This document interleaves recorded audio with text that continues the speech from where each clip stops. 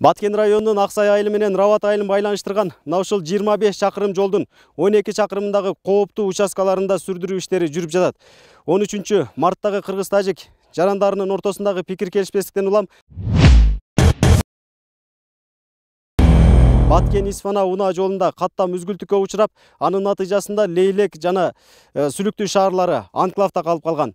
Бүгүнкү күндө мына ушул жол облус борбору менен Лейлек районун байланыштырган эң негизги каттам болуп турат.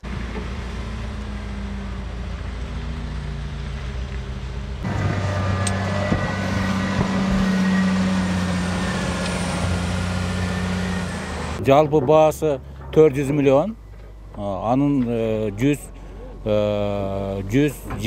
миллион сомдо жумуш аткарылып, 25 чакырым жерге жол курулуп, каттам берилген да. Ушул жолдун Баткен облусу үчүн канчалык деңгээлде мааниси бар?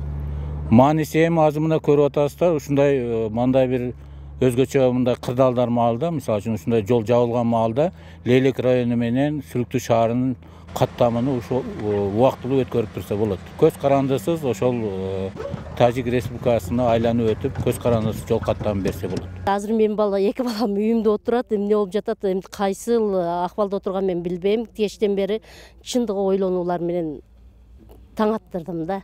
Азыр деле мына жолдун жарымына келип калдык. Жаздын биринчи күнү болгону менен баары бир кардын эрүүсү кеткен жок. Ылай.